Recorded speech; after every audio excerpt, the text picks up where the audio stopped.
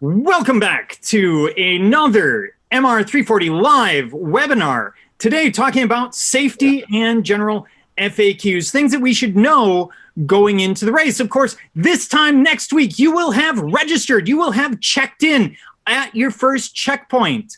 And if you hadn't, you have an hour and a half to do so. So get on it. Remember, registration is at Caw Point, noon to 8 tomorrow, or sorry, not tomorrow, Monday next week. And with me, I have Steve, the legend, Schnarr, from River Relief. He's a longtime safety boat captain, longtime helper with the race, and expert on all things river and all things mosquito, as we recently found out on Facebook. And then we also have the one, the only, the fearless, the sleepless. It is said that if you buy Scott Mansker a cup of coffee and offer it to him at the boat launch on Tuesday, it brings you good luck. It is said that if you continue to have your ground crew and other people inundate him with coffee, it brings you further good luck down the course. Yes, the one, the only, Scott Mansker. And of course, as you all know, he is the brains behind this. He is the one who started it. He is our everything. So with that being said, just a reminder to those of you joining us on YouTube or on Zoom, this is running as a webinar, which means we cannot see you, we cannot hear you. But if you have questions, if you go down in the lower part of your screen, there's a Q&A section. If you type in a question, we can answer it. If you type something into a chat, we can probably answer that as well. Otherwise, we'll get rolling. And if you have questions, we will save some of them for the last 10 or 15 minutes. Otherwise, let's get started. So now that I've gone out of the file that I needed, let's go back into it here. Try and find the thing that I was looking for. There we go. So let's start with the wrong list. That's what I just pulled up, the wrong list. Scott or Steve, what is the biggest concern that you have from a safety perspective for the race this year? What should people know?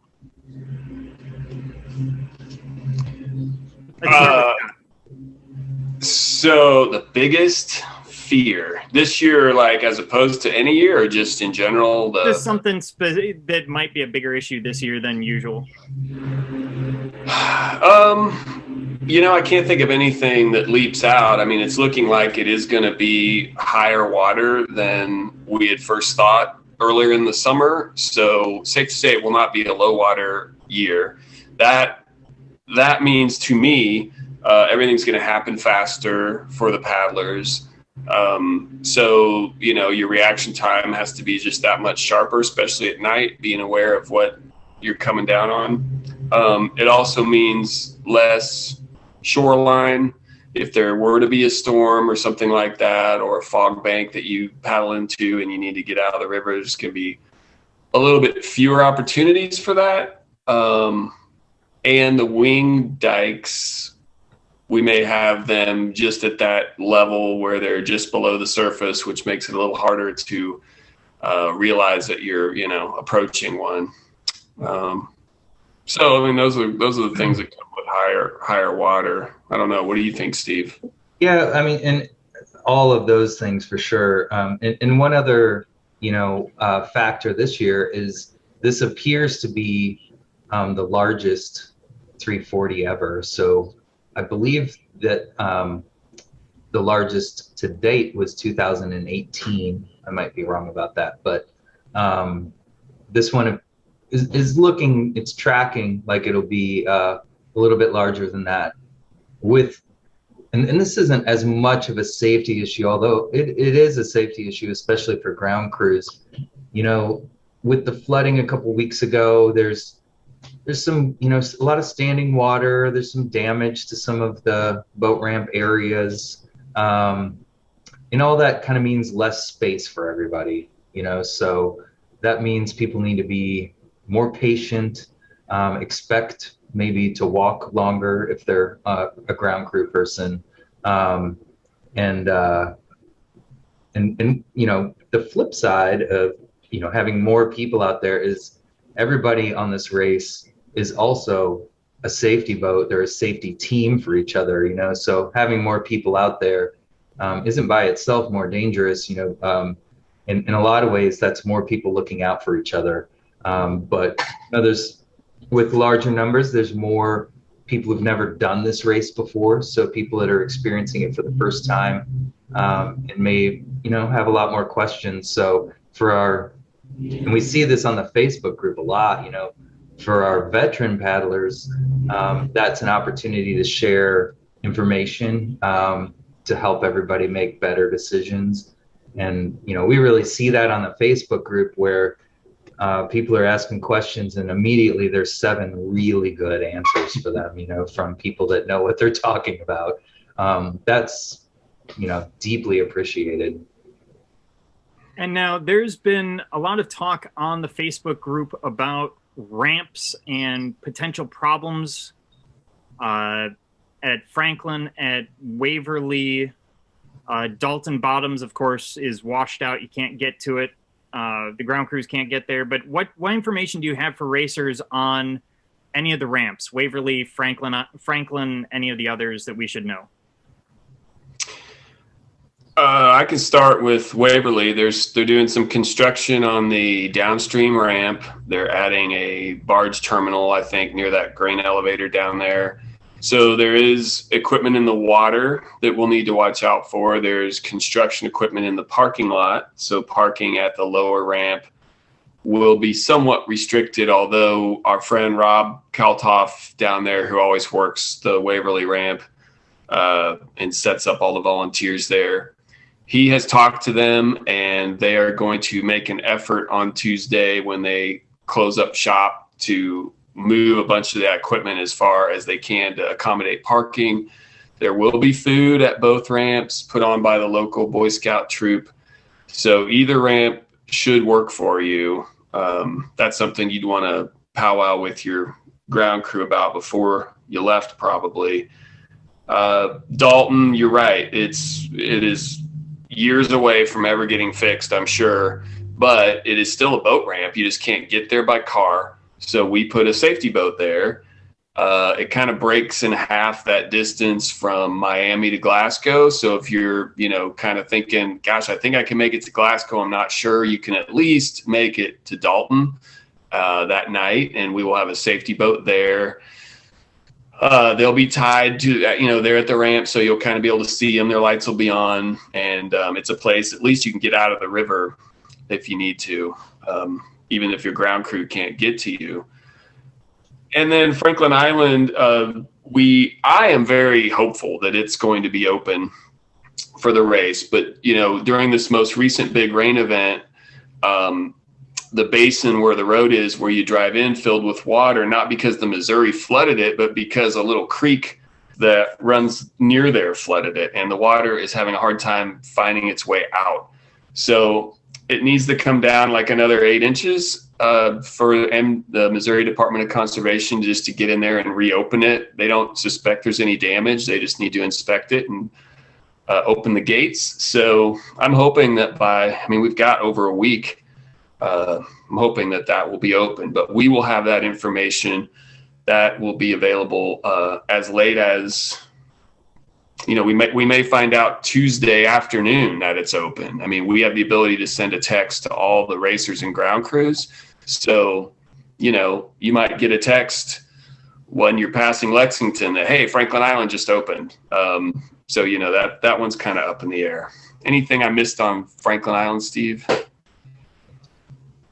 Well, even if the road to Franklin doesn't open, we're working on getting a safety boat that will stay there and have supplies of some sort. So that would be, probably at the minimum water and calories of some kind. So we will have, something going on there, even if we can't get there by road.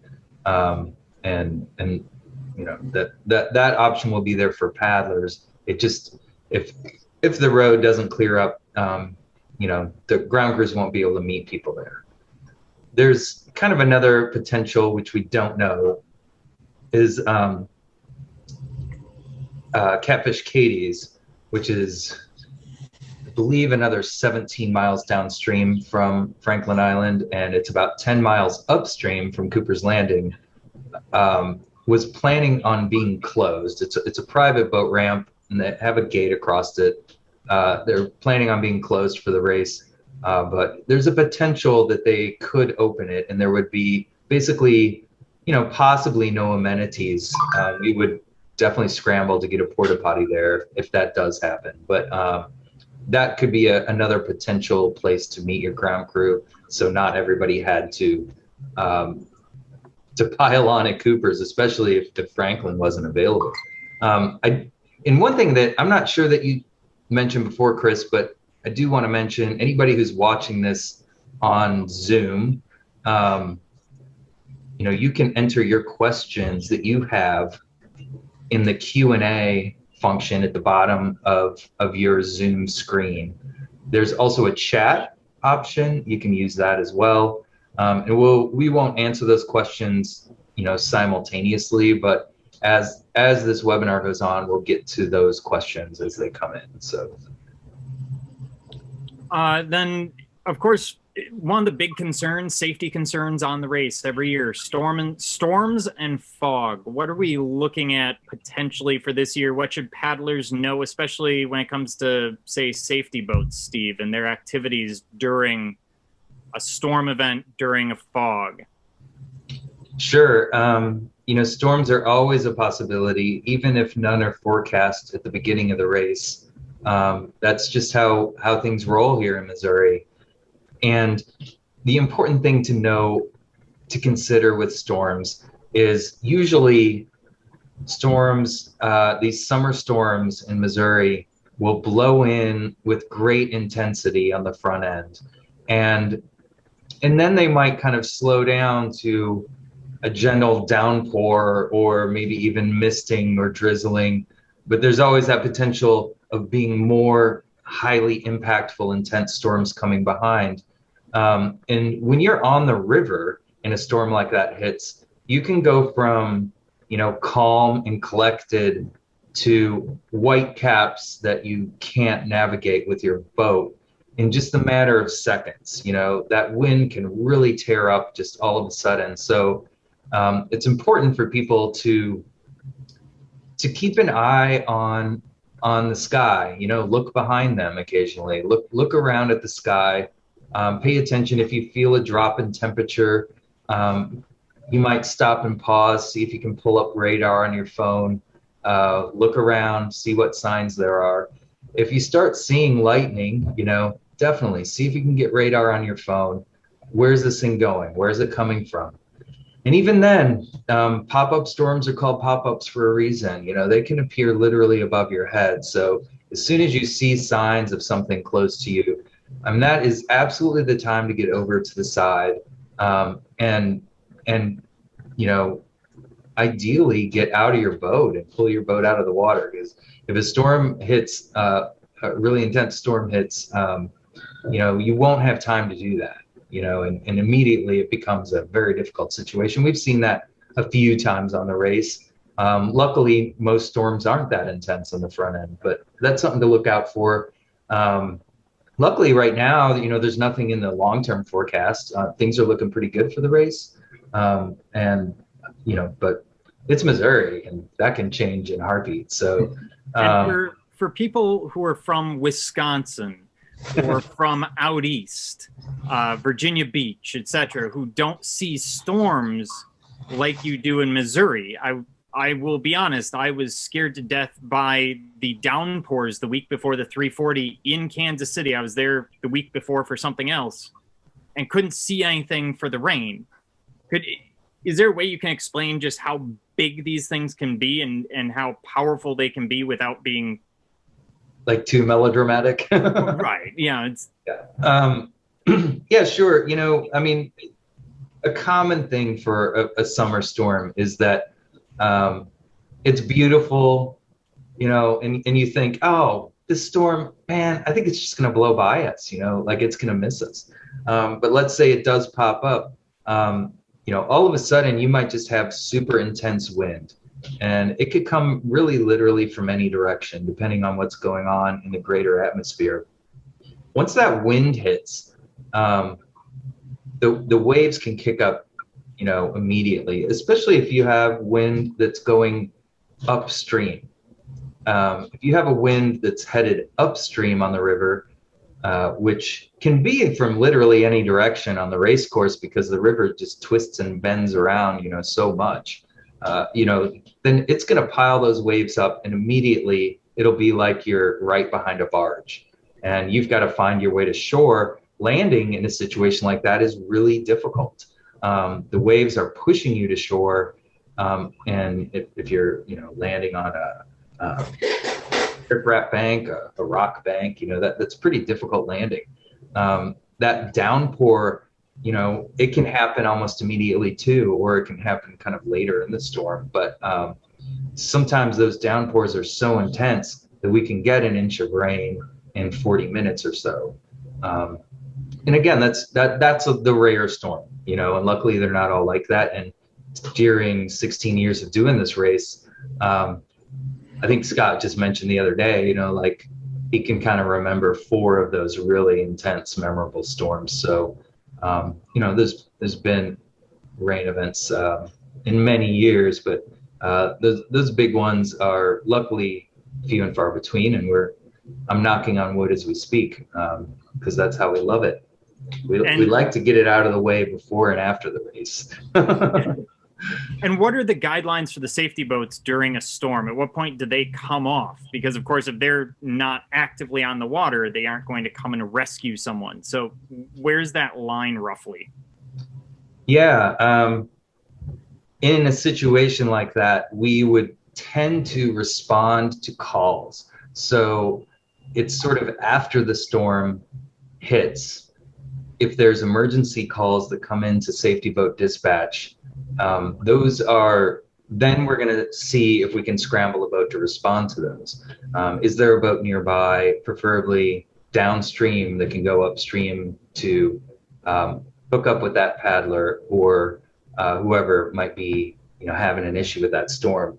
But, safety boats, just like everyone else, are going to tie up on shore to wait out a storm. If there's lightning, I didn't even mention lightning. Lightning's really the big crucial danger that can happen in these storms. And that is, a big reason to get off of the water. You do not want to be on the water, but especially our safety boats and metal boats, we don't want them out on the water during a storm like that. So it's generally going to be a second before they can respond to you after a storm. So everybody really does have to make smart decisions for each other and help other people make smart decisions to protect themselves first, so that once that big intense wave passes, we can start responding to things as they happen. All right. And Scott, how about fog? Where do we usually see it? What should we know? Well, I mean, piggybacking on what Steve said, the way to approach this race is, you're leaving one ramp and you're bunny hopping to another ramp. You're not leaving Kansas City and going to St. Charles. You're leaving Kansas City and you're going to Napoleon or wherever you're going to meet your ground crew. So, if the sun's going down and you're leaving Miami, the types of questions you should be asking the safety boat that's parked there or your ground crew, hey, have we heard anything about the weather tonight? Does the weather look good tonight? Is there anything I need to know on this stretch? And we'll tell you. We'll say, yeah, there's a 50% chance of thunderstorms after 2 a.m. That information is very available, and it's incumbent on every paddler to just think, okay, I've got 36 miles to go. What should I be packing on my boat? What if I am out there and this storm comes? If I'm in a T-shirt and my, little jogging shorts, is that going to be enough to protect me if I'm, pulled over to the side for a 90-minute cold rain? And how am I going to paddle after that? So, I mean, if you hear that there's going to be possibility of storms at night, you load out your boat differently for that bunny hop to the next ramp. You're aware that Dalton Access is an option for you on that hop. You're aware that, between Cooper's Landing and Jeff City, you're aware of what options there are for ramps and things like that. So that is an awareness issue and a issue that you should always ask your ground crew if you've got a ground crew, or check your phone, as Steve said, and see what the weather's supposed to be. Fog is tougher to predict. There's certain areas of the river where it seems to be more prevalent. If there's a cold water tributary coming in sometimes to a warm river, that's like the mouth of the Osage River or the mouth of the Gasconade River. That's mile 130 for the Osage, mile 104 for the Gasconade. Those areas sometimes generate some fog. But again, you generally know the fog, you'll see signs of fog first. And then you can start thinking, okay, where's my emergency hatch to get off this river? But it can be as abrupt as rounding a bend and just the trees disappear, the moon disappears, and you're completely disoriented. So I would say, word travels pretty well up and down the river. You might hear as you're leaving somewhere that, hey, there's a bunch of fog at Miami. And if that's the case, you might make a decision not to go past Tills Island or something like that. But it's tough. I am no master of predicting fog. It has surprised me many years. There are nights where I was sure we'd see fog and there was none. And then there's nights where it just starts coming out of nowhere and, you're blinded. But again, I will use this opportunity to stress to all who are listening, I don't care what kind of electronics you possess on your boat. Paddling in fog is a terrible, terrible idea. And you should do your best to find shore and get some rest and wait out that fog. My safety boat has radar, AIS, chart plotter, everything you could possibly want to go through fog. And I will be pulling over in fog 100% because I don't know what is out there, and neither do you. Yeah, Go ahead, Steve. Just to kind of follow on that, last year we had an intense fog occur on at least several nights, but one night in particular. And there were some barges, towboats that were intending on moving during the night. But once that fog happened, they made the decision to tie up. And when a barge ties up, it's going to face upstream.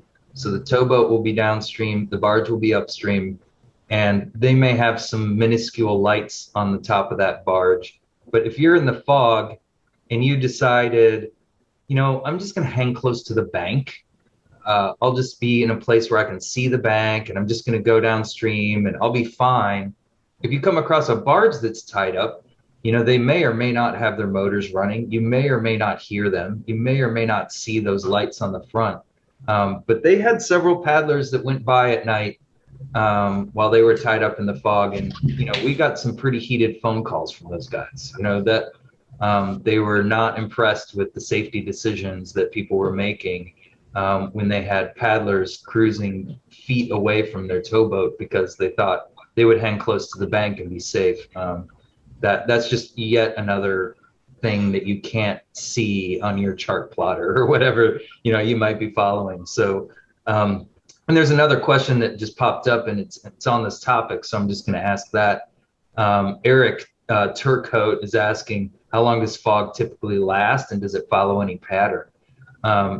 Typically, if once fog starts generating on the river, it sort of depends on a lot of factors, and that's why Scott's saying it's tough to predict. If you have a light breeze of 5 miles an hour, you might have a river that's generating quite a bit of fog. You'll see little wispy tornadoes coming off the river, but it may sort of blow off and never really collect in any particular place and never actually cause a big problem. But what tends to happen is as the river is bending around and you're following all these bends in the river, there'll be certain bends where that fog will just pile up in a giant pile. depending on, how much light's available, what the moon's doing, how much cloud cover there is, you might not quite realize that you're hitting one of those giant fog banks at night until you're really in it. And that's, one reason to really just pay close attention, talk to other people on what they're seeing and hearing. And as soon as you do run into one of those fog banks, they tend to go on for a while. They're not there. If you hit a real thick patch of fog, chances are it's going to go for a couple of miles, or at least 1 mile. And that's time to get off, that's it. And Eric was also asking, does it follow any pattern? And the patterns are wildly random, and I don't think there's any generalization that you can make about Missouri River fog, except that one generalization that it tends to pile up in certain bends. All right. And Scott, how are we looking? I mean, heat is always an issue on the 340. It's looking like it won't be too big of an issue this year. What about the one that no one thinks of? What about hypothermia on the river, getting cold on the river? Yeah, I can't. I just sent out the safety boat dispatch to all our safety boats. We have a super experienced crew. I think every boat has someone who's been a safety boat multiple years. So it's all review for them. But one of the things I always mention is we talk about heat stroke and we talk about signs of someone who's in heat distress and what you do about that. But then I follow that up with a paragraph on, the shivering paddler at night who absolutely can't control his breathing or her breathing, can't even grip the paddle properly and maneuver their boat properly because they're shivering so much. And it might be 85 degrees, but they're shivering. And, it's because it was 95 degrees all day. They've stripped down to the bare minimum of clothing. Their calorie intake is not proportionate to how much calories they're using. They might, of course, you're going to be damp. Even if it hasn't rained, you're going to be damp from paddle splash. And so I see it a lot in tandem boats.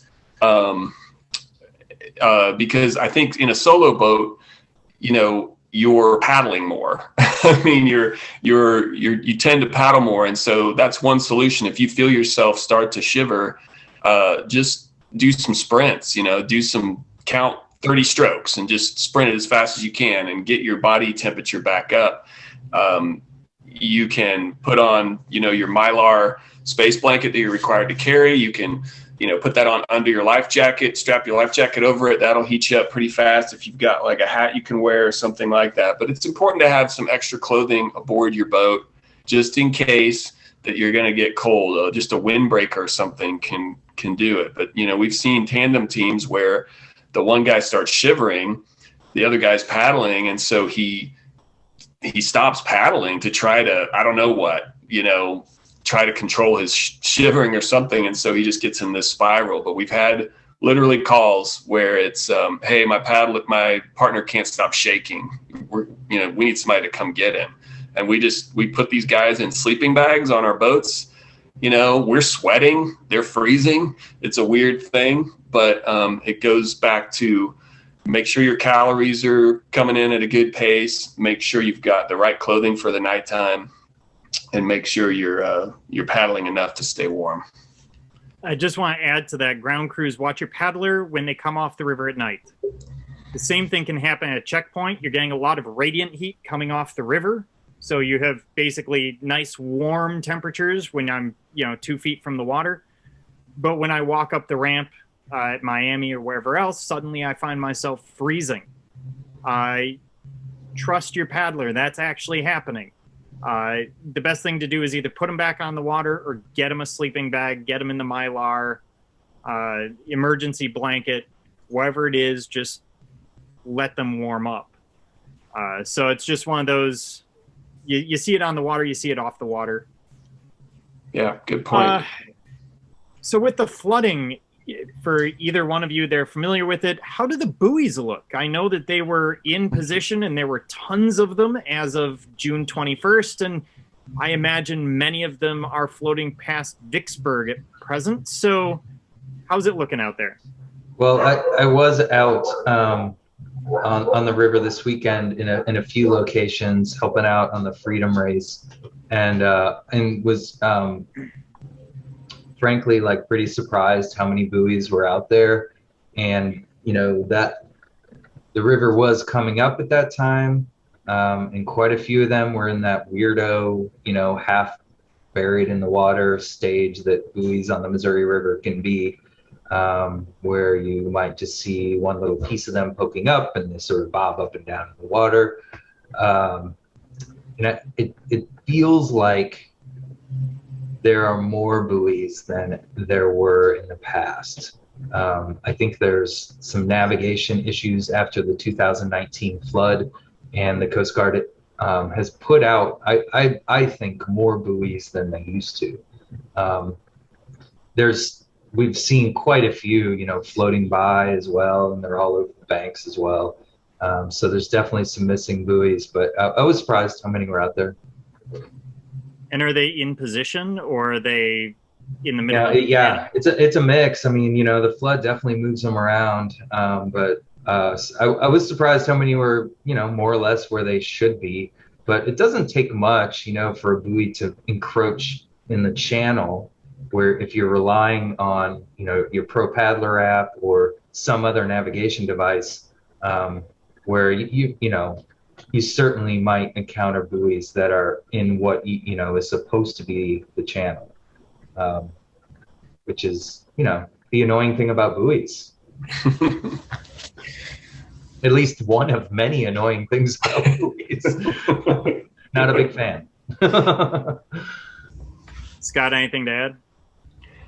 I just hope that we're getting close to the age of the buoy being over. I've been on the Mississippi River lately, and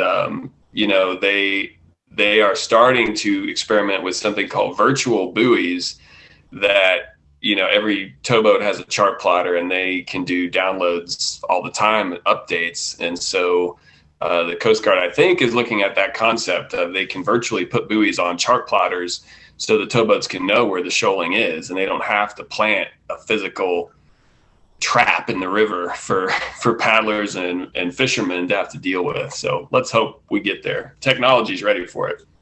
And we talk about buoys all the time, but I'm not sure it gets across how serious these are. So do either of you have stories about paddlers' run-ins with buoys that you can share?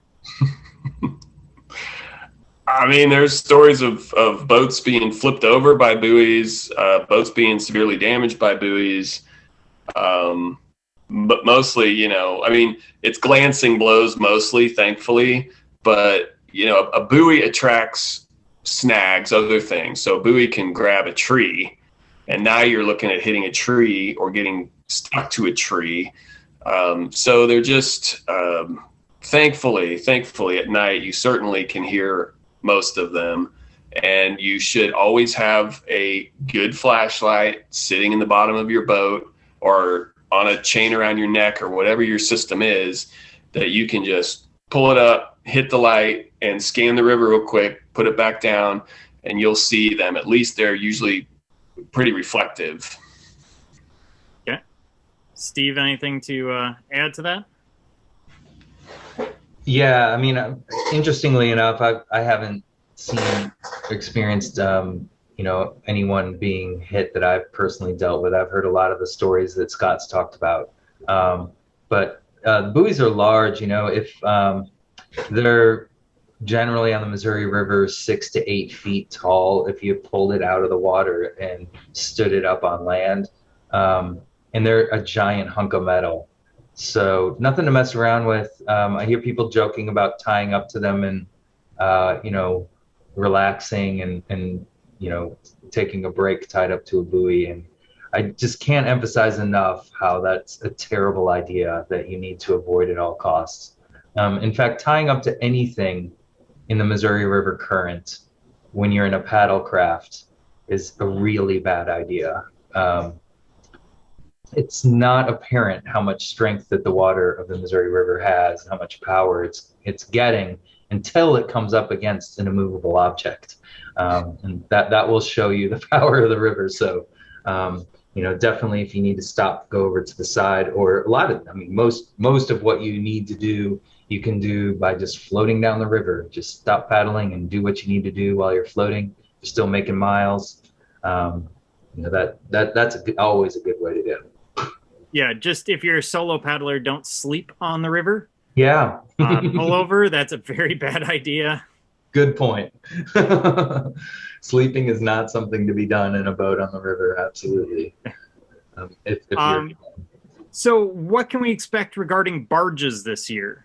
It seems like barges have become a bigger and bigger issue in the race. 2012, my first year, there was a single barge that I came across at the very end.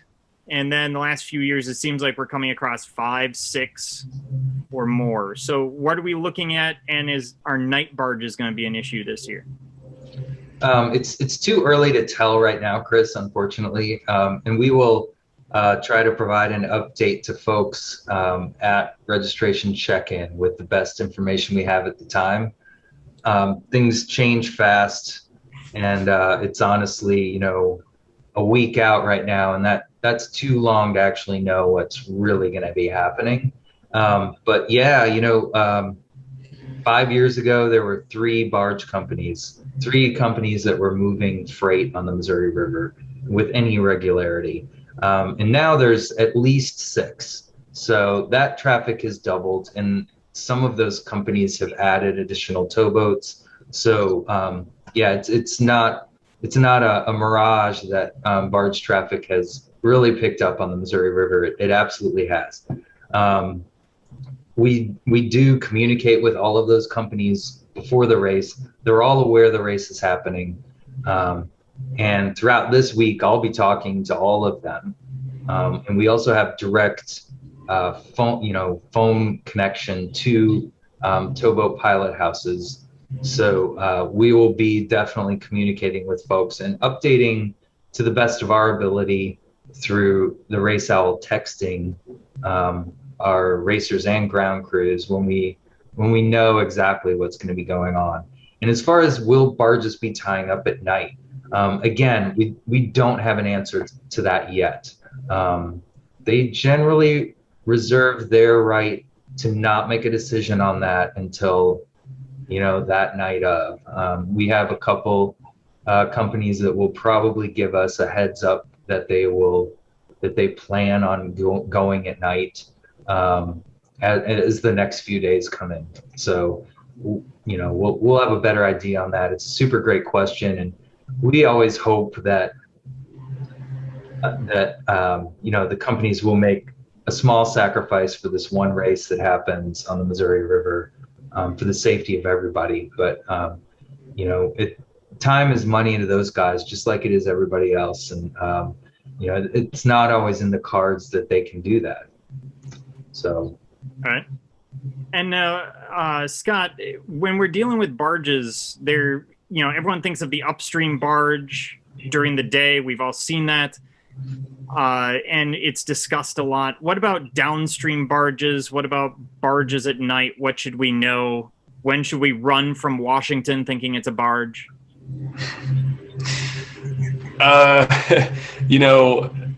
So it's, again, Steve is great about communicating to the barge industry, and they have great respect for river relief and what they do. So that relationship is a big advantage for us. And as Steve collects that information, we try by evening to have a barge update that we will push out via text and kind of let everybody know. It's not guaranteed that you're going to get that text, depending on, cell service and so on. And it may not be perfect depending on the speed of the barge and what they're encountering. But roughly, it might say, the towboat Mary Lynn is moving upstream from Washington, mile 68, and will be, traveling throughout the night, headed for Herman by sunrise or whatever. So you'll know if that's a factor for you or not. And as far as an upstream barge at least has the advantage of more control over steering and speed than a downbound barge. A downbound barge, has to go, in order to maintain steerage, has to go faster than the water, just like you, if you have a rudder. So you need to give them more room even, and you need to be more aware that they're coming from behind you. So if you've got your AirPods in and you're cranking the music and you're not paying attention to what's behind you, you may not know that he's trying to get around you and you're right in his way. So I would make sure you're aware and you're keeping an eye behind you. Some people put a mirror on the deck of their kayak so they can always see behind them, or they wear one of those biking clip on your hat mirrors, or you just don't turn your music up so loud that you might not know that that's happening. But he will blow his horn, and hopefully that'll get your attention. And you've been very thorough in your videos about how to get out of the way of a barge upbound or downbound. It's a big river, really. Google a picture of barges on the Missouri River and you'll see that there's tons of room, and there's a lot of room for a canoe to get around any kind of navigation out there. Okay. And there's a question from Eric saying that he found a Missouri River navigation Facebook page from the Army Corps of Engineers. They have a daily list of barges, basically asking if that's a reliable source. Yeah, that generally is a reliable source. There occasionally will be things that sneak in that don't get captured in that page. They generally put those out every morning during the work week, so Monday through Friday. So, but I'll be in phone communication with Dennis, who puts that page together every day. And we'll be triangulating on what information that he has, and he shares everything that he can with us. And then he's also, every time he's talking to towboat pilots on the river, he will always be talking about the race and what people can expect from that. And I'll be talking to all those towboat pilots too. Dennis shares whatever contact information he has with them. It's a great source, and if your ground crew can access those, it's really helpful. They come out in the morning, but they are based on, the best available knowledge to Dennis, and if Dennis can't get a hold of somebody, that barge may be 100 miles downstream further than that page says. Those things definitely happen. All right. So what are some of the safety issues that maybe racers haven't considered? Lesser known things that we should know. So I would say you have to be aware of your body. You are going to, if you've never done anything like this before, you're going to experience all kinds of physical phenomena that you have never had happen to you before. And that could be alarming. Certainly one of those things is going to be just fatigue, mental fatigue. There are sometimes people who reach a point where they are seeing things in the trees, things that aren't really there, or as you indicated, you might come around the bend and see the town of Washington and think, it's a barge or something like that. So, I think it's good at night. It's a good practice. 99% of you are not trying to win a trophy. So you're just trying to finish and have a good time and finish safely. So it's a good idea to travel in a group at night. There's certainly enough paddlers out there to pod up in groups of 3 or 4. It's a lot easier to stay awake. It's a lot more fun. You have a lot more eyes who are looking at the situation and seeing, what is up ahead and what's the best decision here. Is this fog? Should we pull over? Is that a buoy over there? I heard there's a barge coming. Do you see that? Does that look like a barge? I mean, those kind of conversations make the 8 hours of darkness that we have to deal with go by very quickly and safely.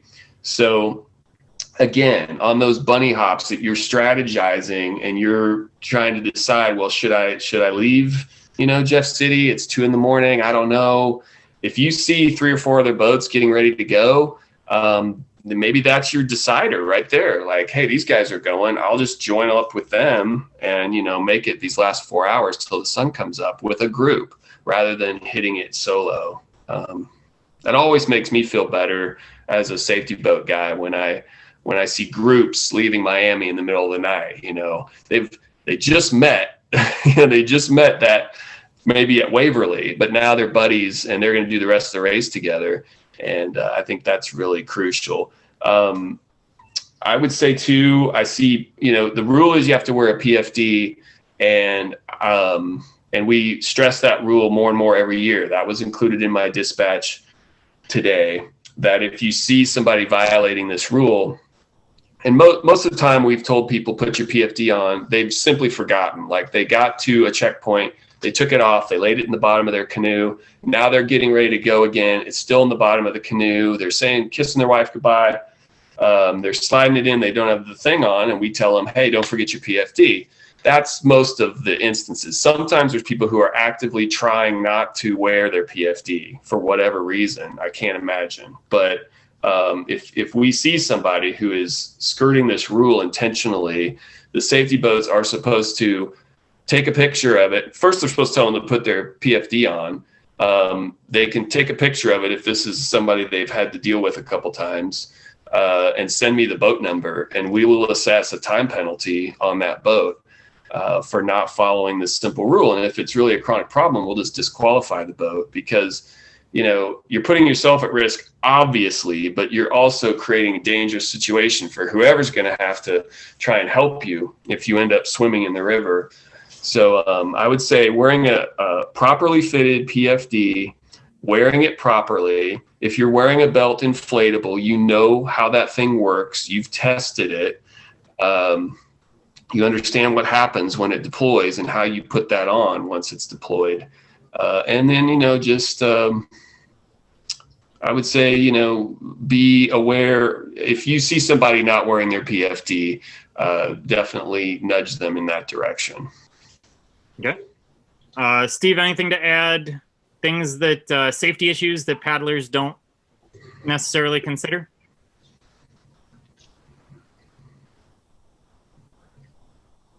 I'm sorry. Nothing is specifically coming to mind right now. No, that's fine. Scott really hit quite a few. One thing that I do like to put out there, because people new to the Missouri River are sometimes surprised by the current. If you paddle the upper Mississippi River, for example, or any of our river systems that have lock and dam systems on them, or if you're accustomed to paddling on lakes, the current of the Missouri River can catch you by surprise. And there are some tricks that you learn about how to utilize the current, and also, how to safely exit the current. And one thing I do like to point out to people is, if you decide you need to pull over on a riprap bank, and the riprap is the rock that the Corps of Engineers has placed alongside the river, usually that riprap will be on the channel side of the river, so the part of the river where the current is moving fastest. And there may be situations where you have to pull over and stop on that channel side of the river, where the river can be moving pretty fast right next to rocky shores. Just one little tip: if you're landing in a situation like that, the best thing to do is to actually turn your canoe and point upstream first, and then ferry over to the side of the river to land, rather than landing with the current head first into a rocky bank like that. So that's something that people will quickly learn once they've dealt with the current a few times. The same goes for most of the boat ramps. You're actually going to be going a little downstream of that boat ramp, and many of those ramps will have a wing dike, which is a rock jetty that sticks out, perpendicular from or slightly pointed downstream from the bank of the river. A lot of boat ramps will have a wing dike like that upstream of that boat ramp. And so it's often a good idea to go a little downstream of the ramp, and then you turn and face upstream, and there will often be an eddy, so like a circular current there by the ramp that you can catch and kind of ride or paddle back up to the ramp. So rather than just sort of aiming straight for the ramp and going at it, it's usually a good idea to kind of go a little bit past it and then turn and paddle into the ramp. All right. Oh, I've got, Steve, you made me think of another one that we see all the time. After you've been paddling for several hours and you finally make it to that ramp and you exit, the volunteers help get your boat stable and you climb out and you're knee deep in the water and you start walking up that ramp. We see it every year. It's kind of a vertigo, loss of balance thing, but they will fall backwards because the ramp is tilted up. And so, they're trying to walk up this thing and they think they're standing up straight, but they're actually leaning back a little bit and they fall backwards. And so we will say to you at the ramp, we will say, lean forward, lean forward, lean forward. If you don't look like you're steady on your feet. And that's just a good practice to get into walking up a ramp. It's way better to fall forward if you're going to fall and catch yourself with your hands than it is to fall backwards and possibly hurt yourself pretty bad on a boat ramp. Also, the boat ramps after a high water event can be pretty slick with mud. If we got a falling river, it's just going to keep peeling back more and more mud, exposing more and more mud. We've seen ground crews slip and fall at the bottom of ramps. Everybody just needs to be super careful on those boat ramps for sure. Okay. Any tips for ground crew? Things that they should know, things that you've run into? I mean, I would just say you're going to have a great time. You're going to meet a bunch of people. You're going to travel with the same group of cars all week long. You're going to travel with the same group of safety boats all week long. So, be as prepared as you can. Have as much information as you can about what boat ramps are out there so you have options for your paddler. I think, it's good to surprise you, to wave at your paddler from a ramp they weren't expecting you at, just be there in case they need something. I would say sometimes surprise your paddler with a treat they're not anticipating, whether that's, cut up cantaloupe or strawberries or just something that you hand them right as you send them on their way. You drop it in their lap and they're like, oh my gosh, that was the best thing ever. I would say it's important for you to try to get some sleep as well. In whatever circumstance that looks like. There are a lot of deer at night in Missouri. You should definitely watch out for that. You're going to be driving through some back roads and there's a lot of wildlife out there. Once you get to know the little ground crew pack that you're traveling with, great idea to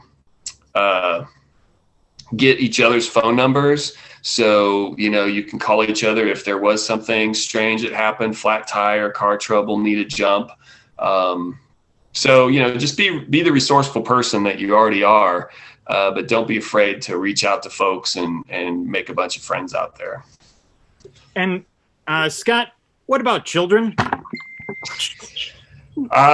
Children are great, but I mean, there are some stories that Steve has a good story that I will have him tell about, you need to watch your kids out there around the river and around railroad tracks. Steve, why don't you tell us your tale? Well, first of all, hello, and it is so good to see you. I'm glad you joined us, but yeah, one example. Okay, so here's the thing about boat ramps, right? So it's hot out. It's super hot, and you want to cool off. Your family wants to cool off. The kids want to cool off. And boat ramps generally, depending on the river level, generally will have relatively calm water right there, especially if it's a little lower. You might have a little eddy right there, and it seems like a safe place for kids to play in the water and cool off. But the thing is about boat ramps is as you walk out, they go down. And so it doesn't take too long for a kid to walk out on a boat ramp before their feet aren't touching the ground anymore, right? So, so first of all, if your children are playing anywhere near the Missouri River, you need to keep eyes on them absolutely at all times. That is your job. If you're okay with your kids being near the Missouri River, you need to have eyes on them. And number two, is they absolutely need to be wearing a life jacket. If their feet are even in the water at all, those kids need a life jacket. And that doesn't include the little water wing things that you put on the side. An actual life jacket that child can wear. And if they do walk out to where they can't touch the bottom anymore, if they're wearing a life jacket, they're going to float away wherever the river's going. And that's why you need to have eyes on those kids for sure. So, I have experienced a time where I was just sitting just below a boat ramp and a couple kids walked out and then the river took them downstream. And one of them had the little water wings on and the other one didn't have a life jacket at all. And I was right there and I jumped in without thinking and without putting my life jacket on. Which was a huge mistake, but we did manage to get those kids really right back to shore and calmly, and everything was totally cool. But it's one of those situations where it ended up well because there were many people paying attention at the boat ramp, even though the parents happened to not be paying attention, unfortunately.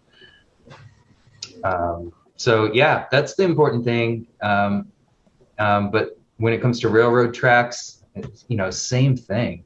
And Waverly. As far as ground crews in general, I'm not sure about all these boat ramps, but like, I believe Napoleon and Waverly are two examples where there are railroad tracks really close to the river and to the boat ramp, but they don't have gates, that close if a train's coming. So, everybody has got to be on their toes and paying close attention to what's going on, looking both directions and keeping an eye on those kiddos.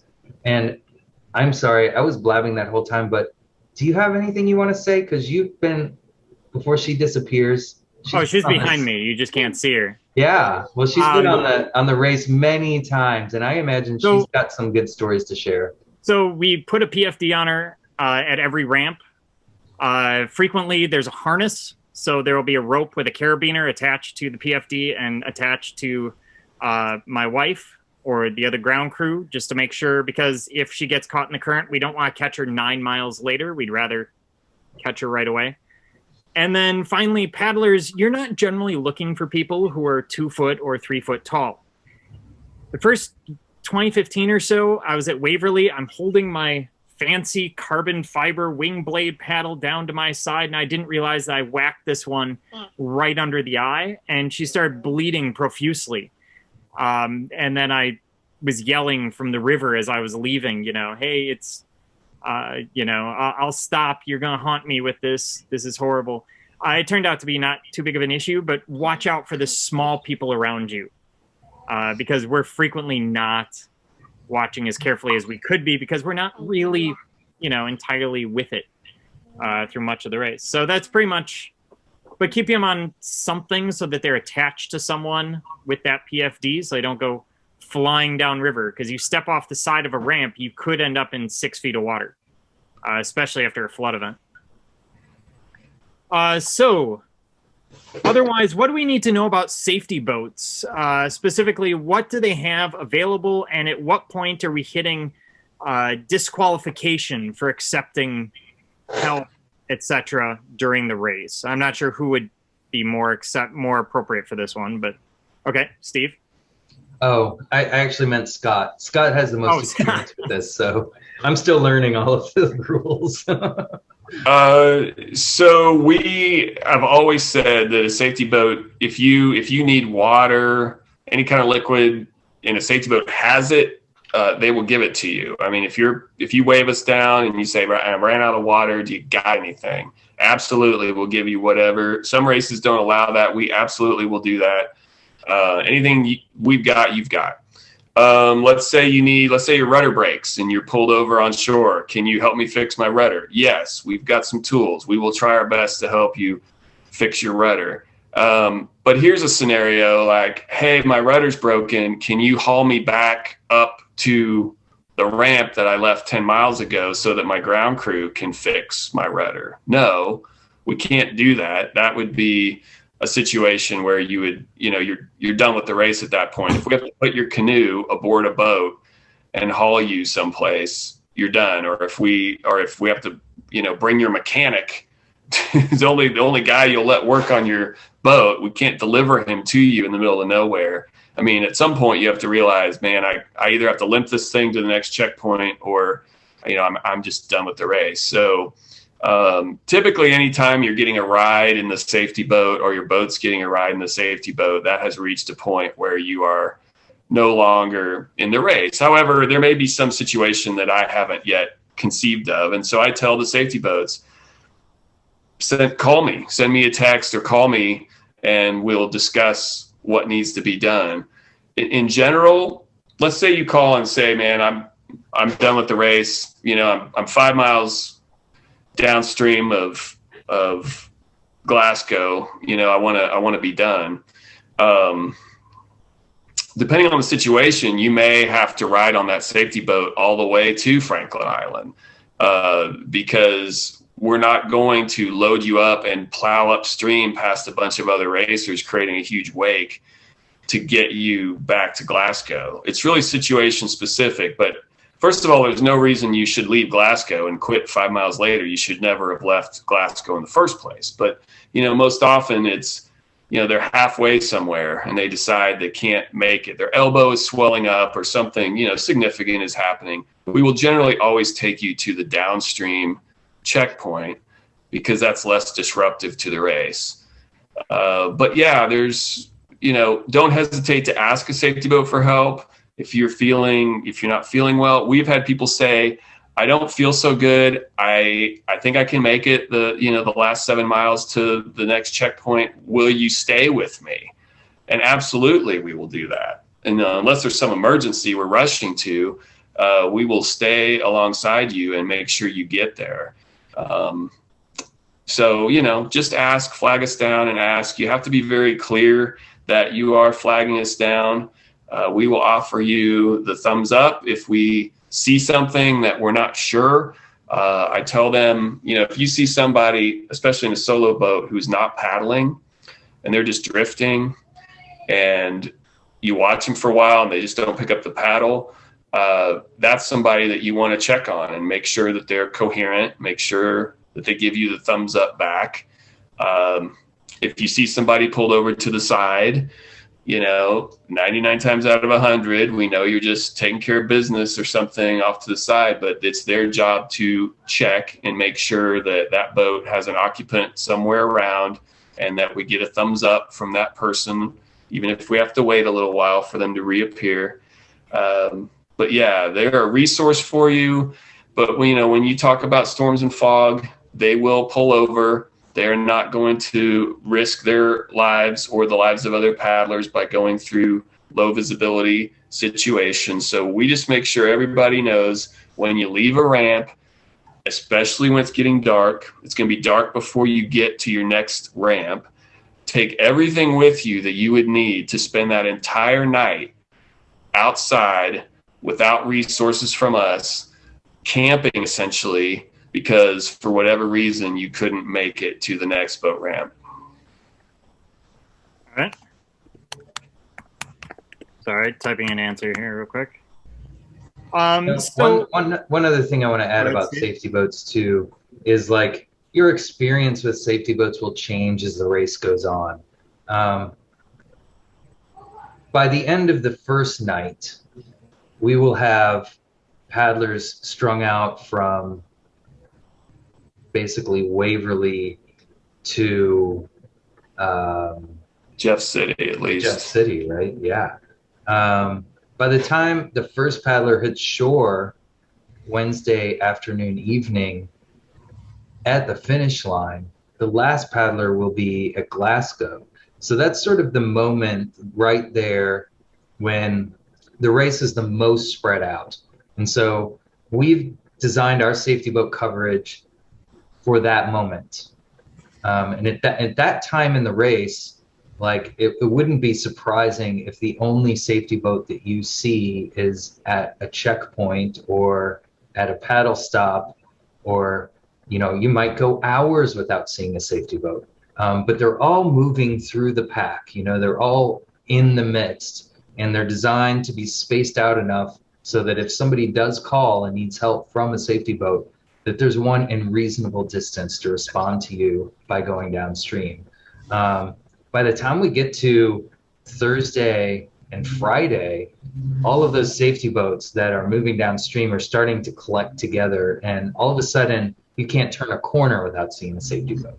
And that's just the nature of how this race operates. We design our safety boat coverage for that moment when the race is most stretched out, and we've got people all along that race course. So when that moment is happening, and that moment lasts for something like a day, if you call and you really need help from the safety boat, there might be a response time depending on weather situations and all kinds of things. It would be impossible for us to have a safety boat literally on every bend of the river. So that's why Scott always really emphasizes the importance of every boat on that river is a safety boat, and we are each other's safety boats as well. So you see something odd going on with a paddler, same thing Scott was talking about that safety boats are looking out for. We all kind of need to keep an eye out on those things for ourselves too. Is there someone that looks like they might be struggling, or doesn't look like they're fully engaged in what's going on? It's definitely worth the time to check in on that person. All right. And then I've got some kind of quick FAQs here. So either Scott or Steve jump in as it applies, I guess. What happens if a racer misses a checkpoint? In other words, they didn't check in as they went past Waverly or something along those lines. What should they do? Well, so everybody's going to check in at call point. We're not letting you out of there Monday night until you have performed one check-in. So you should all have that experience. And as you pass Waverly, you don't have to stop at Waverly, but you do need to check in as you pass. If something goes wrong and your phone doesn't have a signal or something like that, you can't get the text to send as a paddler, you're at Waverly, you can talk to a safety boat and say, hey, do you have a signal? Can you help me check in? Can you check me in? I mean, I end up checking in the same guy at every checkpoint. There'll be 2 or 3 guys that just have never, gotten their phone to work all week. And so, yeah, Bill, I already got you. You're checked in. But if you completely missed the checkpoint, like I guess just spaced it out or something like that, it causes a huge problem. Like, we close that checkpoint at 8 p.m. and by 8:30, we know the 7 people who didn't, do it right. And our volunteers have to focus a lot of energy trying to hunt down these people via phone calls, hopefully resolving it before we have to execute some kind of search. Now, there's usually a good reason why it happened. Your ground crew did something incorrect, or she checked you in for Glasgow when she meant to check you in for Waverly or something like that. And we figure it out. But if you're missing it, this is something that, and I haven't addressed this completely with Steve yet, but sometimes there's people who I think intentionally are not checking in at a checkpoint. They'll check in at Waverly, they'll check in at Glasgow. They're really fairly fast racers. These aren't the cream of the crop fastest. These are generally people who finish on a Thursday, midday Thursday. But for whatever reason, they think that by checking in, they're creating some kind of advantage for their competition. So they will delay their check-in. If we see that happening, my feeling is we're going to start doing a time penalty on those folks too, because, part of the race is that you check in as you pass the checkpoint. If we figure out that you passed the checkpoint and then didn't check in for 6 hours later, then, I feel like that's a multiple minute penalty off your time because you're not abiding by the rules. You're checking in before the cutoff time, but you're 50 miles further downstream than when you actually met that cutoff time. So that is a possible penalty for egregiously, intentionally not checking in as you pass a checkpoint. And this is reported to us by fellow racers, right? That's how we hear about it. Like, hey, boat 1122 He did not check in at Jeff City, and he checked in right before he got to Herman, and he still hasn't checked in at Herman. I mean, that's how we hear about it. And so, first of all, you're not really gaining any advantage for yourself because all the other ground crews are watching as you go by, and they are telling your competition, he's 7 minutes ahead of you. You can catch him. But I think there's some thought that like, well, if I manipulate my check-ins on RaceOwl, I will gain some strategic advantage. And if we see that happening, that there would be a penalty for that. But if you're just, if you don't have a cell signal or something like that, and you're making a good faith attempt to get that text sent at the proper time, or you're asking a safety boat, hey, I'm trying to check in, my phone's dead or whatever, then we will help you with that. But you have to make that effort. Okay. And a couple of yeah, go ahead. Well, and maybe part of your question was what happens if you miss a cutoff time? If you miss one cutoff time, you're out. There's no, unless there's been a legitimate reason, like let's say there is a big thunderstorm, at 7 p.m. before Waverly closes, and a bunch of people who were on pace to make that 8 p.m. cutoff do the right thing and safely pull off the river, and there would be an exception made for that. Same with fog. I always worry we have an 8 a.m. cutoff at Herman. If you're traveling that stretch and you're trying to make that 8 a.m. cutoff and there's fog at the Gasconade River, for example, we want you to pull over. Don't worry about the 8 a.m. cutoff at Herman. And we will know that there's fog there. I will know there's fog there because I will have stopped right before the fog as well. So you'll probably be hanging out with me all night. And then when the sun burns it off by 7 a.m., maybe you're not going to make it to Herman till 9. We understand that. And we know there was a legitimate safety reason for you not making it to Herman. So you would be offered the grace to continue in that scenario if it's a safety issue. Let's talk about the finish line. It's something we don't talk about a lot. First of all, where is the official finish line? Is it a line across the river? Is it the ramp? Is it the beach? Where is it? Okay. I asked Katie, my wife, this question because she's the one who directs all those volunteers. And it is definitely that you have to, touch your nose of your boat to the mud or sand adjacent to the ramp that's there that we're using as the finish line this year. So, anywhere within a reasonable distance of that, I don't know, 7-10 feet, you can't stop 100 yards upstream and call that a finish. You have to be close to the ramp. Put the nose of the boat has to touch. We always have ground crews yelling, just go past the ramp, just go past the ramp. Don't get out of the current. No, you have to come to the ramp and touch because we do have some finishes that are sprint finishes and it's rare, but it's going to be whoever puts their nose in the mud first at that ramp. We also have some finishes where, again, that group of guys and gals who just met at Caw Point and now they're best friends forever and they've traveled the whole river together and there's a pack of 5 of them and they all want to finish together. Like no one wants to beat anybody. And so we honor that. They all come in at the same time. We give them all the same to the minute finish time so they can have that experience. But yes, according to Katie, and she's the boss down there, the nose of your boat has to make contact with planet Earth adjacent to the ramp. And at the finish line, are there going to be volunteers this year carrying the boats up the hill at the finish, or is it up to our ground crews? Or we have volunteers and they get exhausted just like everybody does. We would prefer if your ground crew is able to help you and you're able that you guys do it. We will be there to help. If a lot of the paddlers aren't in shape to do it, a lot of the ground crews aren't in shape to do it. So we have people there to help. A lot of people don't want their boat lifted a certain way. They certainly don't want it dragged on the concrete. So we wait to hear from you and we will ask, like, do you need help? Can we help you out of the boat? All those things are available.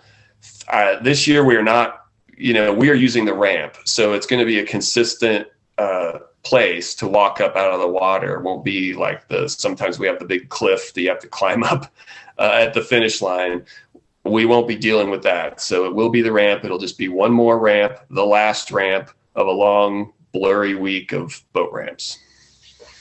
And going back to the start, will the hotel have breakfast on Tuesday early for racers?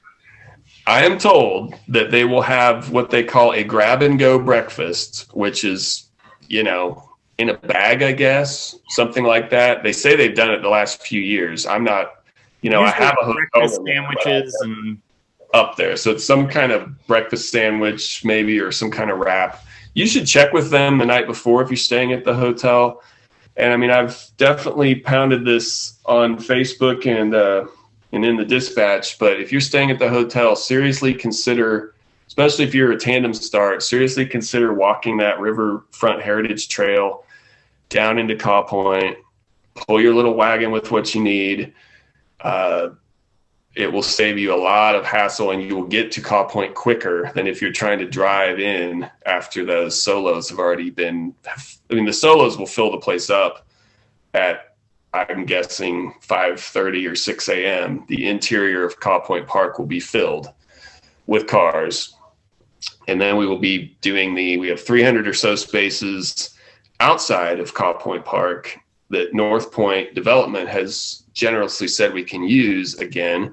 And once those are full, you will just get looped in through the parking lot and sent back out to the Fairfax Trafficway. And then you just need to drive back up to the hotel, park in that parking area, and walk down. So it's a nice walk. I think you're going to enjoy it. It'll get the jitters away, and you end up right in the park. It's beautiful.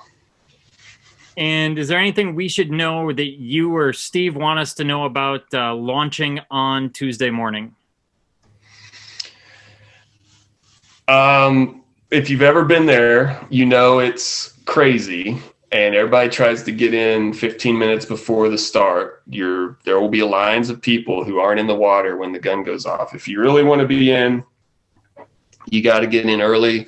You got to get your feet wet. It's so funny. We see people who are so worried about getting their feet muddy, getting mud in their boat. At Caw Point, they're like, rinsing their feet before they put their foot in. You got to just surrender to the mud, surrender to the situation. The sooner you do that, the better time you're going to have. Just get in there, get muddy, get mud in your canoe. You can sponge it out later. You're not going to care. Use the point, as Chris has illustrated in his videos. You walk out to the point. It's basically a boat ramp. There's some other kind of guerrilla places. They have finished the construction on that bridge that we've seen the last 2 years. If you walk up that trail or that road they built for that construction, you can actually put in under that bridge. It will depend on water level how convenient it is, but it's just riprap right down into the water. That might be another place some people with a sturdy aluminum or Kevlar canoe might give a try at. Immediately adjacent to the ramp, on the right side of the ramp, there's tons of room for people to put in. And I stand there every year begging people. I'm just pointing, saying, here's a spot right here. If you want to skip the line, come in, and I'll get 2 or 3 that, jump the line and get right in. But, a lot of people want to use that ramp because they don't want to get their boat muddy. And I got news for you. It's going to be muddy. Soon. And I can't emphasize this enough. You can make 3 lines across the ramp for almost every boat. 90% of the boats there, you can do 3 lines across. And when you get in the water, ground crews, just push them out. Yeah. Just before they're ready. It's fine. Push them out. We cannot have people sitting there for 10 minutes trying to get everything in place. Just do the bare minimum, push out. You can fix things. You can come back to shore. Your ground crew can pop down and get you stuff, but push off, especially from the boat ramp. So I've got a couple of questions here we can go through. Shannon Robinson has asked a few, so I'll go through these here. Let's see. Are all previous webinar links now working? They are on YouTube on 340 paddler. I don't know if they're all working on the River Relief page, Steve. I mean, nobody's told me they weren't. So that, Okay. I don't sit around every day checking links, but if you do see, broken links, it helps if you let us know. That would be good. But as far as I know, the River Relief MR340 live page has links to all the webinars, but home base for that, like Chris said, is the 340 Paddler YouTube channel. Okay. And Shannon also says that he saw on Facebook that someone was providing a barbecue truck at New Haven. Is this true? Confirmed? I haven't heard. Yeah, so I have heard that is happening. I have not heard whether or not there are like specific hours that barbecue truck's going to be there. But there is a new barbecue restaurant in downtown New Haven, and they are planning on bringing food down to the New Haven ramp at some point during the week. I don't have confirmation on those hours, though. Okay. Shannon, you are breaking some exciting news there for me. I had not heard that, so I appreciate you throwing that out there, and I hope I happen to catch that. We will have a safety boat at New Haven, but Steve's right. We cannot guarantee at what hours of day there will be resources there for the unsupported paddler, but we will have a boat there. Kent Robinson, longtime 340 veteran and safety boat veteran and board member of Missouri River Relief, will be spending the bulk of his week at the New Haven ramp. Okay. And do you bring in porta potties to any of the checkpoints paddle stops? If so, which ones? We have some at Lexington. This is augmenting what's already there. We have, I believe, Waverly, the city of Waverly brings one in at the downstream boat ramp, and there's facilities at the upstream boat ramp. We bring extras into Miami, which they already have one, but we bring in more. Glasgow, we don't bring in any. It's got multiple toilets in Glasgow. Franklin Island, if it's open, then we can get a truck in there. We will have toilets at Franklin Island. Catfish Katie's, if that ends up open, it will have toilet at the top of the ramp. Cooper's Landing, I don't know, Steve, what is... Cooper's doesn't have physical bathrooms yet, but they have 3 porta potties there. Okay, yeah. Jeff City, we bring in toilets. Again, there's infrastructure there already, but we bring in extra. Herman has plenty. New Haven has good, toilet, a short walk away. Chamois has good toilets. What am I missing? Washington. Yeah, I mean, pretty much everything. All of them have pit latrines, especially late in the race. Yeah, Klondike has pit latrines. Just make sure you go to the bathroom with them if they're very small, because you don't want them falling into the pit latrine. Well, if they got their life jacket, Chris, I mean, come on.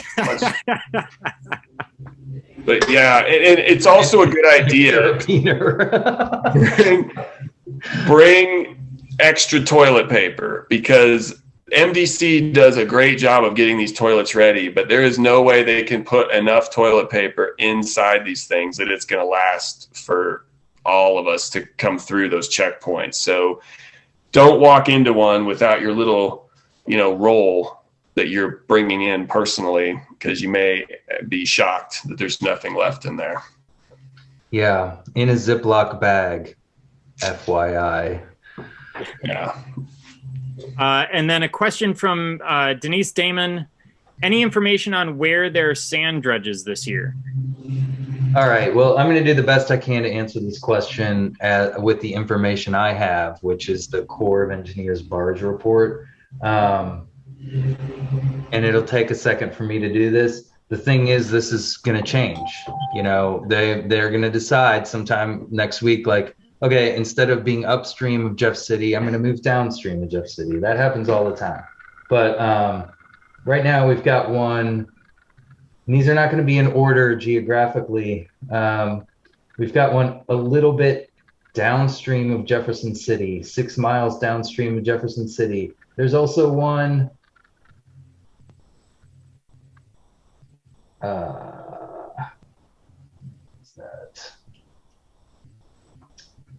that? 3 miles upstream of Jefferson City. Looks like we've got one 3 miles downstream of Washington, Missouri.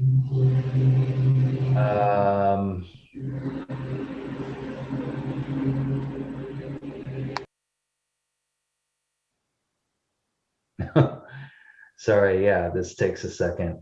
There'll be one probably about 10 miles downstream of the start in Kansas City.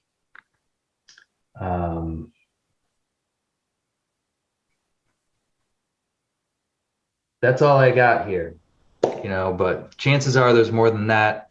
And, you know, those folks, you know, something to know about sand dredges, just a few safety things. They're in the safety video that you have to watch. But, you know, those sand dredges often have cables that come off of those dredges, stretching out in both directions that are keeping those stuck in place. So, you know, not only do you need to go around the barge, you need to, the sand dredge, you need to go well around the sand dredge. And then just keep in mind that those things can be anywhere from, you know, 1 mile to 5 or even more miles away from the sand plant that they're feeding.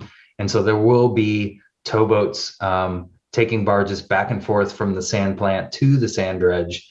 So you might see some activity that isn't showing up in your text messages, you know, about barge activity. There can be, in addition to the barges moving all the way up and down the river hauling freight, there can be smaller towboats with barges running in between sand plants and those sand dredges. So sometimes they're zipping along a little speedier than the other ones. And it's just definitely something to keep an eye out. If you see a sand dredge, which are these kind of weird reptilian contraptions stuck in the middle of the river. You know, if you see one of those, you know, keep your eyes out for other towboats and barges that are servicing those. All right. So I want to give you each an opportunity to kind of touch on anything that we missed. Scott, anything that you want everyone to know? You know, I know you've talked about the start quite a bit. The fire department will be there. Both Kansas City, Missouri fire departments will be there. If you get in any trouble at the confluence, if you find yourself swimming, I would say you want to stay with your boat. That's pretty much generally the rule, no matter what scenario you would find yourself capsized. You want to try to keep your hand on your boat. That's the safest thing you could do unless you're heading for like a dangerous strainer or something like that. Stay with your boat and try to swim it to shore. Another thing you should certainly do if you have time this week, if you haven't done it yet, is try to find a place where you can safely in shallow water practice what you would do if your boat was capsized. How would you pump it out? How would you get it ready for you to get back in? Is the gear that you have with you secured in a way that you're not going to have 17 things floating around you that you're trying to gather frantically in the dark? It's a good idea to have some kind of light source on your PFD. So if you find yourself separated from your boat, you have a way to signal, or you have a way to shine your light around to find your boat or your paddle, which you have hopefully taped some reflective tape around the handle so you can find it in the dark at night. You know, really what a paddler needs, if they lose everything else, they need their boat and their paddle. So if you can find those two things, everything's good. I think footwear, a lot of people wear water shoes, which is great, protects your feet and your boat. You'll be amazed at how quickly you will rub, you know, to the bone, your heels if you're turning a rudder for 340 miles in a boat. It's a good idea to have footwear because you might end up having to walk out of a situation. You know, you are stranded somewhere and, you know, you look at your phone and you realize, well, gosh, if I walk 5 miles, I'm in a town and I've got help, but I don't have any shoes. So how do I do that? So, I mean, just be prepared for situations like that. I would say is something to consider in these final days leading up, and keep an eye on the Facebook group. Ask us questions if you have any, because there are some rain events coming up, and we want to be on top of, if we did, I don't even want to say the F word, flood, but if something did get out of control, we would want to alert everyone as early as possible before folks start traveling to Kansas City. And one thing I would add to if safety concerns and things to keep on your person, your cell phone, attach it to you or the PFD. It should not be in the boat and completely unattached, because if something happens, that's your lifeline, that's your link to the safety boats. So make sure it's on your person. Yeah, good point. Waterproof. They make these great waterproof bags, little tiny dry bags for your cell phone, and definitely worth the $7 investment to have that. I've got two things I want to mention too. Number one is mosquitoes. So with the flooding a couple weeks ago, there's a lot of standing water throughout the Missouri River Valley, and I personally have been experiencing mosquitoes along the river of an intensity that I haven't really experienced in most years. Now, mosquitoes do have a life cycle that's something like 10 days. It's entirely possible that could die down by the time this race happens. But looking at some of the standing water around, I doubt that. I think that mosquitoes are going to be pretty intense. Once you're on the river, you're not going to feel that. If you stop off on a sandbar somewhere that's not right next to the forest, they're not going to find you there in most cases. But at boat ramps, anywhere where there's slow standing water, they're pretty intense. So be prepared, bring bug spray in your boat. Your ground crew is going to need gallons of it. Those little thermocell things, those help, but if you can have bug netting, especially if you're a solo paddler with no actual ground crew, some kind of bug netting so that you can actually get the sleep that you need along the way. Those things are going to be life-saving for you, or, not life-saving, but you're going to be a lot happier, if you can keep those skeeters at bay. The other thing's the mud, right? So right now we just have another little spike in the river that happened this weekend. There's some more rain in the way. We might get another spike like that. Once the Missouri River starts dropping, it leaves mud everywhere. And sometimes that mud is actually firm sand, and you look at it and you're like, that's sand. I can step on that. Right next to that might be, waist deep pudding mud that is disguised as sand. Maybe it has a little sand on the top, just a little sand crust on the top, and it looks exactly like the mud right next to it. And the only way to know is to poke your paddle at it, stab it with your toe, test it out before you fully trust. Even if you really, really, really have to pee really bad, you got to test that mud first. I've lost count of how many people we've actually had to help out of the mud alongside the Missouri River, just because they really just needed to get out of their boat and sit on a sandbar. And it turns out that sand was actually pudding mud. And that's only part of the safety hazards with mud. Scott already alluded to, mud on ramps, that there's the slick clay mud, there's the gooey pudding mud. I suspect that the Missouri Indians had probably 25 names for mud. There's many varieties of mud on the Missouri River. You're going to experience a lot of them, and some of them you just can't stand up in. It just wants you to go face planting on the ground. So take your time, be careful, look where your feet are, and test the mud. Never trust it. And I should also point out, for those of you who grew up in the 80s, this is your chance to really understand what quicksand is and how dangerous it is. All of those children's shows where people got stuck in quicksand. This is your chance. My wife also walked in and handed me a knife, which sounds unusual, but she was actually pointing out that paddlers should have a knife with them. It's amazing for repairs, but also if you get caught in something while you capsize, any number of situations, it's good to have something available. And even a cheap knife attached to your PFD that can come out is, a lifesaver in some circumstances. So that being said, there is not another 340 Live webinar currently scheduled because, of course, the 340 is next week. But I believe Steve has another webinar coming up on Wednesday that will be helpful for you. Steve? Yeah, so same time, right? 6:30 on Wednesday.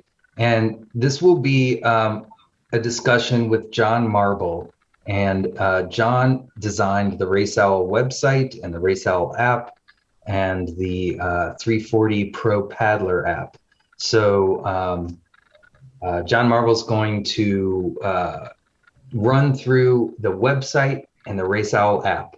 Everything that you need to know to make that function for race tracking, for checking in, and just kind of hitting the high points there. So that, again, will be recorded and we will be sharing that. And I may beg Chris to post it on his page as well. But it'll be on YouTube as well in case you miss it, and we'll share that on the Facebook group as well. Shannon is asking if we could run through the required gear for the race as our goodbye here. Scott, do you have that off the top of your head? Yeah, I mean, there's a lot of stuff listed as suggested gear, and definitely, obviously, the PFD, the Mylar blanket is required that you have that. You need to have some kind of battery-powered flashlight. You need to have a cell phone aboard your boat and some means of extending battery life, whether that's an augmented battery or some kind of auxiliary charger for that. I think we have listed that you need a spare paddle. That has been amended that a tandem team does not have to carry. Any boat with 2 or more paddlers does not have to carry a spare paddle. We figure you're not going to lose all 3 paddles at once.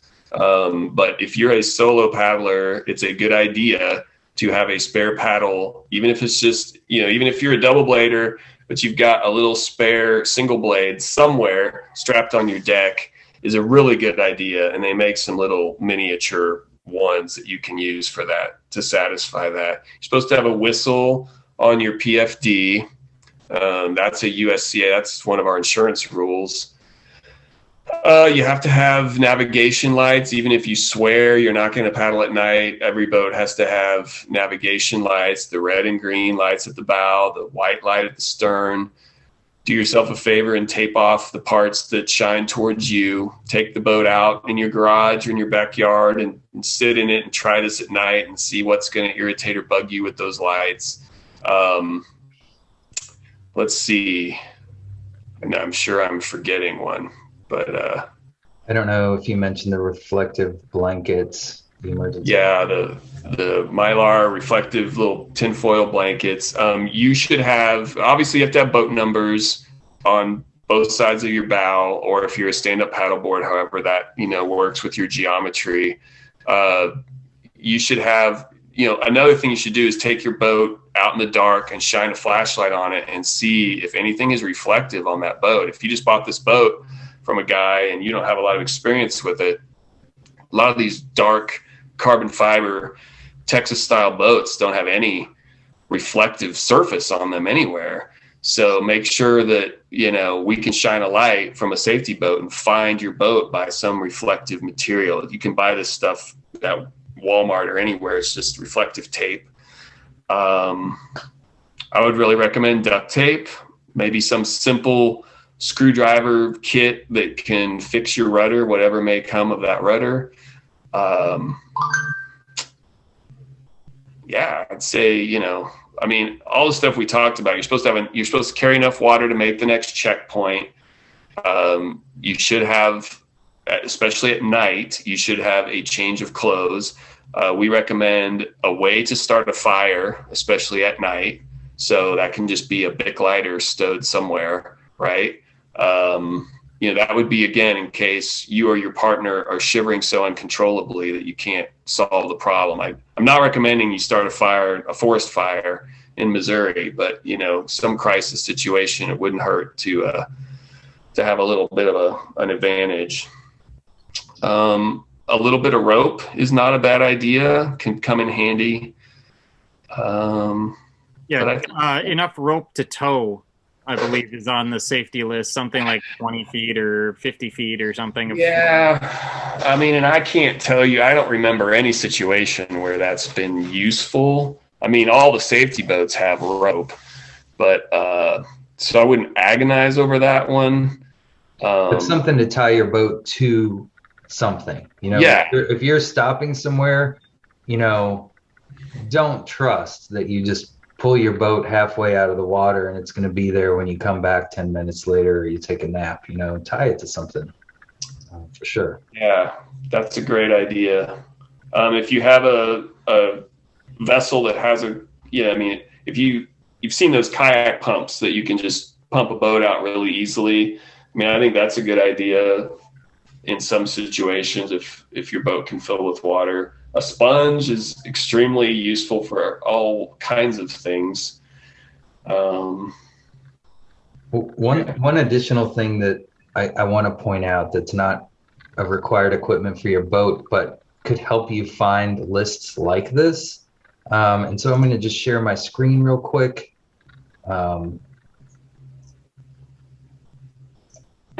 Okay, you guys seeing my web browser right now? Yeah. Cool. So this is the River Miles website. And over here we have the Race Resources tab. If you click down there, there's a lot of stuff here. Maps, all kinds of stuff. If you click this 340 resources page, there's a bunch of basic links that you need to know. Race dispatches, you've got to read all the race dispatches from beginning to end, all of them. There's 5 so far, and there might even be another one by the time of the race. Mandatory safety video, the race course map. This is something you can print out and laminate and keep with you. Your ground crew should definitely have it. Just a very simple way of looking at all the checkpoints and paddle stops. Some other links like river projections, MR340 paddler YouTube page. These are all important resources. The race forum is on here, the 340 Facebook group. All the answers you need are here. And we do have one more question. Is there a mask requirement at the start or anywhere else? In other words, a COVID precaution. So Kansas City, Kansas was the last place along the race course that had a mask mandate, and that got lifted, I think, at the end of May or beginning of June. So there are no requirements that I know of any municipality. However, Missouri has a pretty high COVID rate right now and a pretty low vaccination rate right now. And so I would say just be aware. I mean, if you've been vaccinated, apparently there's not a lot to worry about in that situation. However, your young children may not have been vaccinated. Your ground crew, your Uncle Jim might be immunocompromised because of, a transplant or something. So, be aware that there is COVID in Missouri right now, and it's not necessarily super safe for an unvaccinated person who has any kind of health conditions. So, use your best judgment when deciding who should be coming with you on this. But if you are vaccinated and healthy, I'm not aware of any mask requirements for an outdoor event of this nature along the race course. Yeah, the one that I have heard about is in Boone County. That's the county I live in, and it is not a requirement, but a new recommendation from Boone County that people wear masks indoors if they are not vaccinated. And again, it's just super important to remember that no child under 12 has been vaccinated. And those that believe that children are immune to COVID need to check the data, because that's not true. Yeah.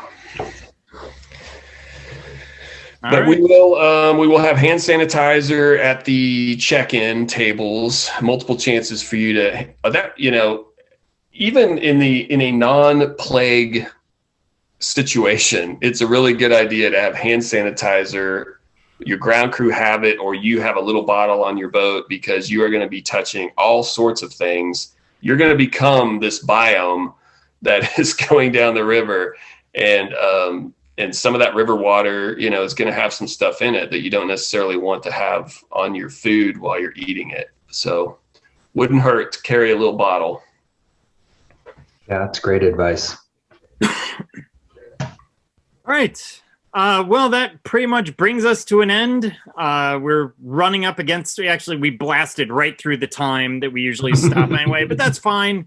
These things happen. So I do want to thank our guests, Steve Schnarr from River Relief. And again, reminder that River Relief will be having another webinar on Wednesday at 6:30 to deal with Race Owl Pro Paddler. They'll be talking to John Marble, the tech guy behind much of the 340. And thank you to Scott, our fearless and oftentimes sleepless leader, Mansker, who has come in and done this, helping us understand what we need to know going into the race a week from tonight. So until I see you all at Caw Point, paddle in the water. Thank you, Chris, for all you've done, man. Thank you, Chris. Thank you so much. Well, thank you guys for coming on and sharing everything with us. It's definitely appreciated. Thanks for renting a tux.